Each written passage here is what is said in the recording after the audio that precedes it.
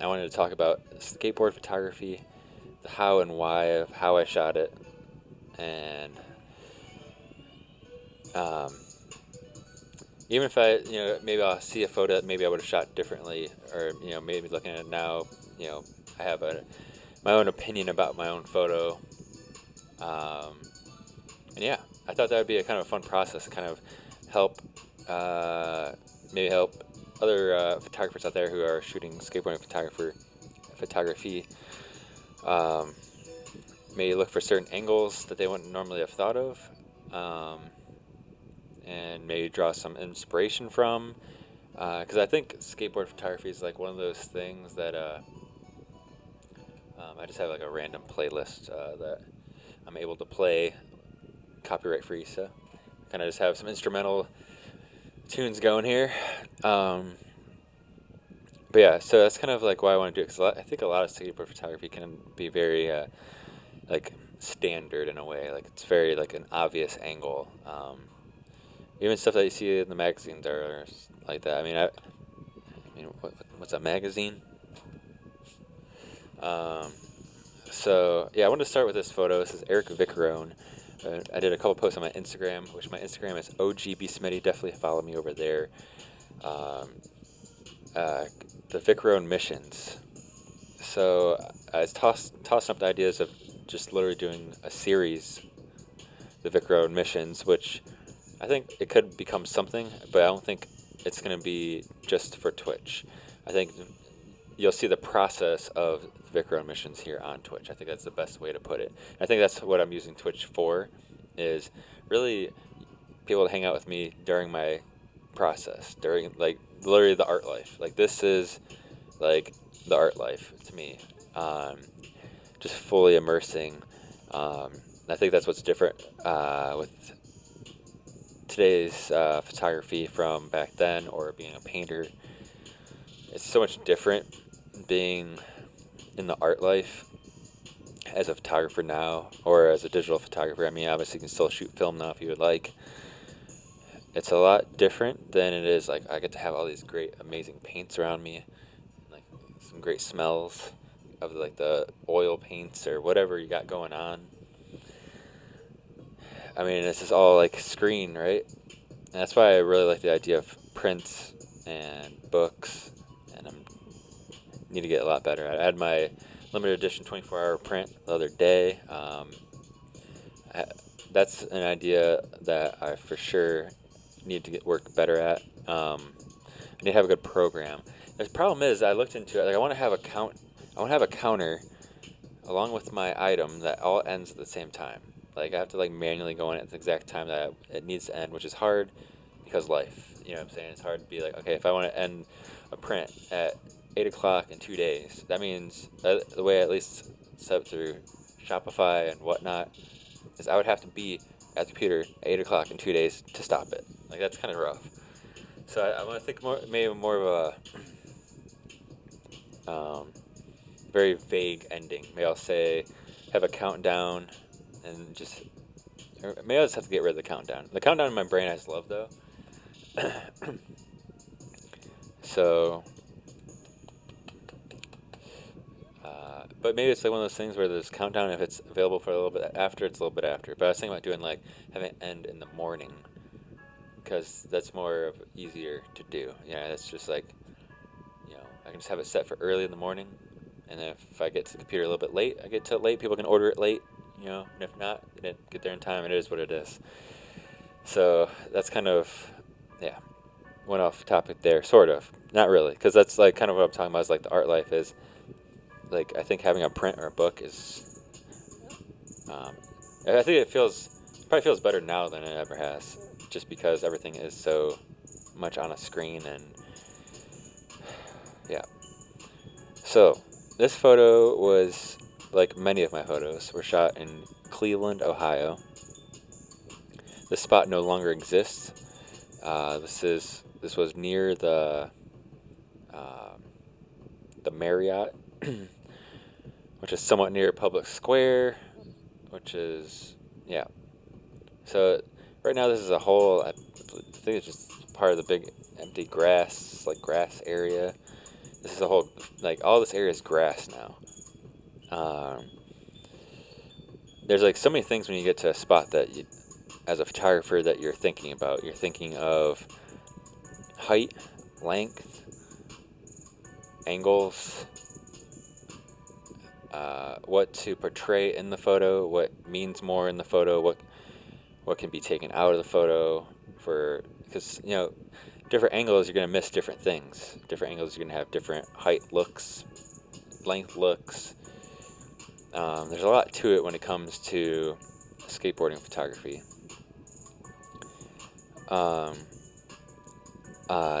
Honestly, I think this era of my skateboard photography was my favorite, and I think I was using, at the time, the right combo for a fisheye, because there's actually a fisheye on here, but since it was a crop sensor camera, and I don't remember what lens was on here, but it was a fisheye lens, but it gave me more space, but it didn't look crazy. I've had a fisheye where it's like a very wide fisheye, and those are cool, and I probably have some photos I'd like, but this era to me and this look is a very realistic look, with it also kind of expanding what's actually, like, it's just, you just see more, and obviously that's like a wide angle thing, right? But with this like this weirdness where it's like in between a wide angle and a fisheye is so perfect to create a natural, like, obviously when you look at it, it's not quite 100% natural, but I think this is the best kind of setup to have it still look natural but get what you want in the frame. I think if I had a full frame fisheye in here, you'd probably see a little bit more of the top, which you'd see it's kind of crusty. But then you're kind of you're not really you're sacrificing a lot too when you have more space. This ledge wouldn't look the same. It would look probably smaller because you're further away. There's a lot to it. So I think that's the main thing. If you're shooting fisheye with crop, I think I would try to find the best.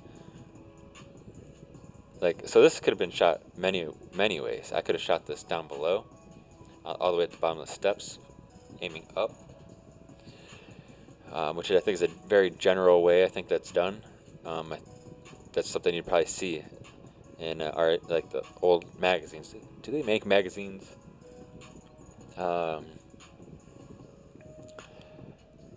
If I was a skateboarder too, like an actual skateboarder, one thing that iPhones have done with skateboarding, like, skateboarders could have so much more content on Instagram if they like used photography in their Instagram. I'm not talking selfies and like phone pictures and that type of thing. I'm talking I feel like most photographers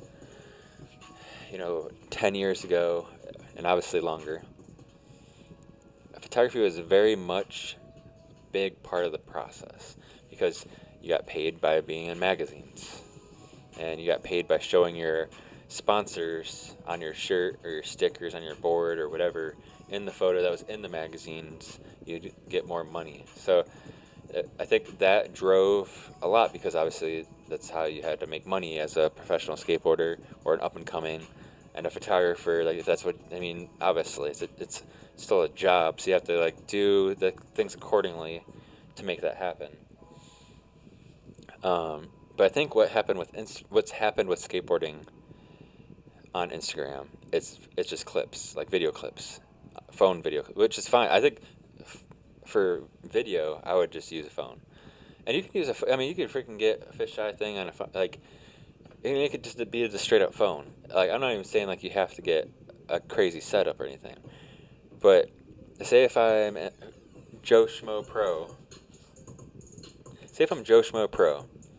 and I'm here or just say I'm Vic Rohn. Okay, say this is today. I'm gonna do a nose grind on the straight out ledge. I want a photo, which I posted actually a photo. It's a prime example. I posted this photo and another photo at this spot of him on my Instagram. So I already did it without even having to explain it. So, but I would go further. Like if this was like my, like if I was Vic Rohn today, just even if I was like whatever, if I wanted to kind of build up whatever the heck I am as a skateboarder, this is what I would do. I would have the photo I posted. I would have this photo. I would have already posted probably a couple stories of photos just of like anything at the spot. I would have, so I would have this trick photo, and then I would have like probably some other type of thing where maybe I'm sitting on the steps like after it's done, and like had like a little caption about glad I got this trick, blah blah blah, and then you do the video. So you have a full day's content, or two. You can roll this over. You have photos one day, start the next day with video, and then you get your next photos. I don't know if there's a skateboarder out there that's that consistent, or I don't know. I mean, I don't know. There's so many skateboarders, right? But I think that's the proper formula these days, because that's how the proper formula was back in the day. If that makes any sense. But anyways, so this ledge actually looks like, oh man, that ledge looks like it grinds very well. This is probably one of the worst ledges. Cleveland has the worst selection of ledges anywhere I've been to as a skateboarder. They're like all those. I wish this ledge would grind good. So this is also the only thing that's a bummer of this, and it's not even the photo. It's not even the photo is the bummer.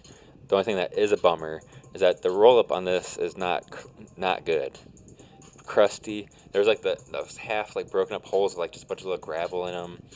It's just not a good setup. The landing wasn't bad. The only landing issue was you can see it there at I don't even know how to point, like right there, that curb in the grass. It's a little bit on the inside, but obviously it's something to think about. Obviously, if you stick early and you're jumping straight out, you have to be kind of, which the crazy thing, Vic Rohn's one of those. I think if you watched him skate, especially back then, I think this photo was taken 2009, probably 2010. We had like we had a year and a half missions. The Vic Rohn missions were like, we didn't mess around. Like we got a lot of stuff. And he ended up moving out to, I think, California, or Florida. One of them was first, or maybe I can't remember which one, or both, or one, I don't know. Anyways, his style is very much like the style of a lot of people today, but when I watched him then, no one would float like him. Like, he had this float. Like, somehow, so this nose grind, you're like, oh, he probably just, somehow he gaps out without even really trying. It's just like this very gradual, weightless. And there's definitely pros like that now. But at the time, there was no pro that did that. Not that I can think of especially at that time. No, it's not like he was in the sense of a super I think that era was a little bit more. That was kind of probably the in between era of one to another. I think that was at the end of just giant. No one was really doing giant rails. I think at this point, I think the flip guys kind of ended that probably, and obviously Zero dudes were doing big rails and stuff. I think this time was kind of more of the beginning of probably what skateboarding is now. But he yeah. I feel like this is the time where people didn't have that great of style in a sense, and I think that's what really showed out of Vic Rohn. Not saying not great style. It's not a good way to put it. Because obviously there's skateboarders from forever who have great style. So that's not the right word. But yeah, just didn't have that style. There wasn't skateboarders that didn't have that style. There's people that have pros or whoever, people that I can think of, say Ricky Oiolo, which is he's a Philly, just street skater. Like, that dude has such a style that you can't replicate. And I think Vic Rohn is like that in a whole different style. So that their styles are different, but like I guess what I'm saying, like that floating style, had never seen it. If I can kind of think of other people, I don't like maybe like a mix of like that one dude on Primitive and maybe like a Shane O'Neill or something. Not the tricks of Shane O'Neill, but like just like the way he does his tricks. There's like a Shane O'Neill with maybe like a more laid back style. I think Shane O'Neill might be a little bit more like kind of like robotic kind of. And I think Vic Rohn had that very relaxed, very like it's like David Blaine of skateboarding. It's the best way to like. I think like it's super funny like how like how he skated. And I think that's why I always tried to. I think that's another thing to note, to know who you're photographing. I might even change my angle of this depending on the person. And I think that's another good tip is there's people that have certain arm styles, certain like body looks of how they do their tricks. And I think that also matters when you're coming down to like trying to figure out what would work. And of course, I think probably, obviously, where you're photographing is mega important. But I'd say the number one would be timing. I think timing is like a huge factor in making a good skate photograph. So obviously this, I wanted to wait till the end. It would create a lot more, it would show the length. It would have not had him in front of the tree. I would have put him right in the black spot in the building. Like there's just so many factors into this. So timing is something timing should be a non-issue though. Like if you're like, obviously it can be like, say if you're first starting and that's your issue, I wouldn't even care about where I'm at. Like you can be anywhere and say if like, I want to actually say if like there's that crack that goes up like diagonally kind of from that square. See if that's where you want someone to be when you're photographing someone, just work on timing. Like, hey, can you, like, obviously I would just go to like a skate park and onto like a basic ledge where it's like real easy, or a box, or rail, whatever, flat bar, and have like a friend do some like basic tricks on it and just work on timing and just get it down. I think skateboard photography is actually what made me a decent street photographer, as in timing, because that's all like I ever did was like timing photographs, like that exact moment. And obviously you can miss. I've shot pro skateboarders. We're shooting photos for magazines, that we had to do it again and again and again, because you can get it the right time, but something's not right. They don't like how it looks. You don't like how it looks, so you try again, or your timing's just a hair off, so you want to do it again. So obviously you're gonna have the moments, where you need to miss, but then you'll have those moments where you can't miss. Like this is one of those ones where I was like, all right, I'm gonna have a couple attempts at this, because I'm not gonna have him do this crusty nose grind over and over and over, right? I actually have one where his, I want to say it was the very first one I shot, was, because I remember editing 2 of these, because I actually did like the other one too. His front truck is actually where probably his back wheels are, so it's not quite the very end. And after I shot the first one, I knew I wanted him like right at the end. Like it just kind of shows more of like his like what he was doing to get out of it. There's a little bit more style in that too, of like where his arms are going. But I did edit both because like I like the other one too, but this one just has a lot more to it for sure. Like it's not even a question. But yeah, so this is one of those ones where it's like, all right, I think I have 3 photos of this. Like that's how he rolled. Yeah, I mean, when he did a trick, he did a trick. Like it was very much like a very strict process that we were both on. Of all right, this is a thing. And I think, and that's what's interesting, because he's very much aware of his talent and what he can do. And I think he was probably like, I've shot, there's three skateboarders that I've shot an enormous amount of photographs with, and that's Vic Rohn, Tim Worthen, Christian Svitek. Those 3 have a ton of photos. Obviously, I've shot photos of other people, and some people have shot a decent amount of skate photos with. But those three are probably like the main group of skateboarders that I have like dozens and dozens and dozens of photos of. Vikram was unique in the sense to where his were, definitely on well, one, it's already on the gnarly end of the spectrum, but he had that when he had the talent that he was gonna do a trick that he knew was just gonna happen right away.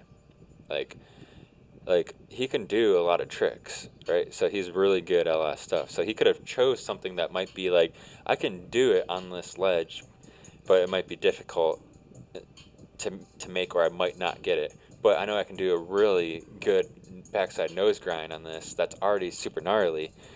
Why would I want to step up to this other trick where I'm like, lately I haven't been so hot on the trick? I think that's kind of like, that was what his specialty was as a skateboarder. Like, one, he had that like floating talent, but I think his other talent was being very aware of, all right, I'm envision this nose grind. I know I can just do it. Like, I'm not even concerned. Like, that's kind of how he worked. And so basically what we would do, me and Vikram, is we would pre-plan. Like, it'd basically be, all right, we're doing this thing at this spot. We wanted to, it was basically, we were out to produce. That's 100% what we were doing. We were out to produce. We weren't out to skate around. We weren't out to do any of that. We were out to produce. And to me, that's the most fun that's why I don't really skate anymore. Because even when I did skate, I mean, I always had a backpack with a video camera and a photo camera with me. I was still out to create content, even if I was with my homies, right? That's why I made videos, skate photos. I've got locals in magazines and all that type of stuff.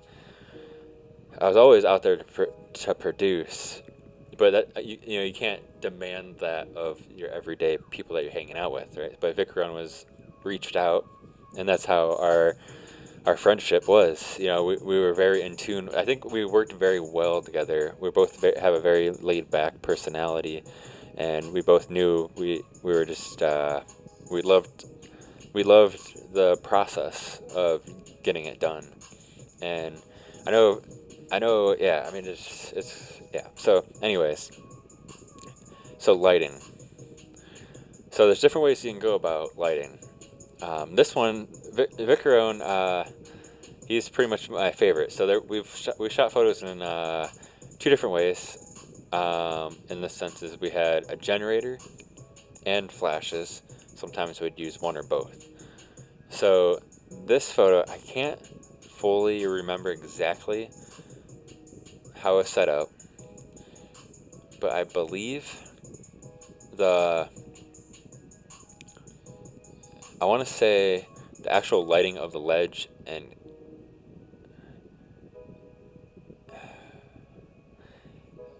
I'm not 100% sure. This was definitely a generator photo. We had a big light set up, and it was just on, which is very nice. You're not worrying about flash problems or anything like that. But I know I had a fill flash in here, and it could have just not done that much, or maybe that's what's bringing in a little bit more light up higher, like on his face and his arms. But I'm not 100% sure, so I don't really want to say exactly where things were. I just know it's super obvious the generator was on, like, it's it's lighting up the ledge and the stairs.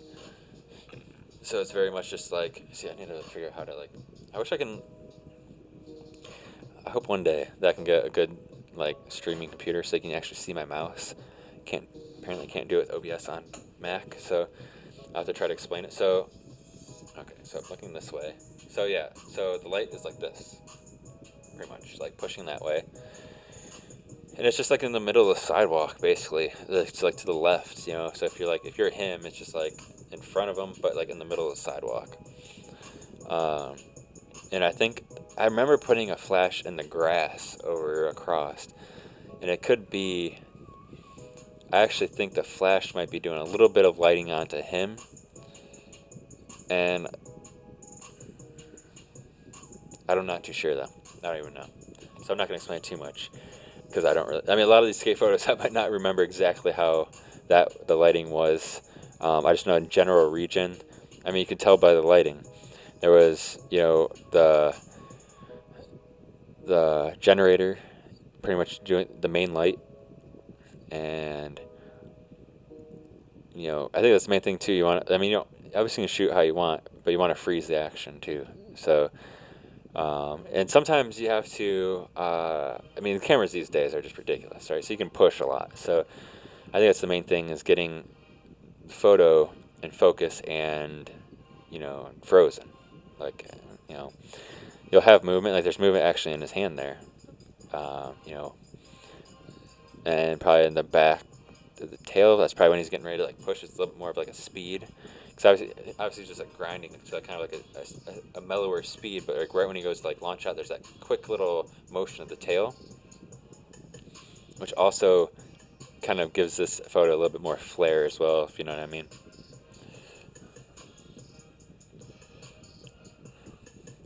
Yeah, so back to angles too. So yeah, there's different ways. I mean, you can go like in front of them straight on. That would show the height. You can go more to the complete side and try to get more length out of it.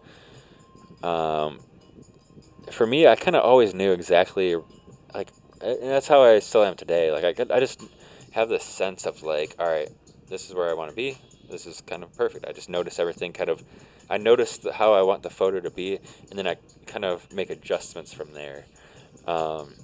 And I think it comes down to maximizing the spot, the location. Sometimes it's not even the spot. Sometimes it's just location. Like the spot might not be like a crazy ledge. Like this one might be like a basic ledge where you want to get like, all right, yeah, I want to get a good like backside tailslide photo on this ledge. It's not like crazy high, but you have this insane like area that you're photographing. So the area is really what the photo is about.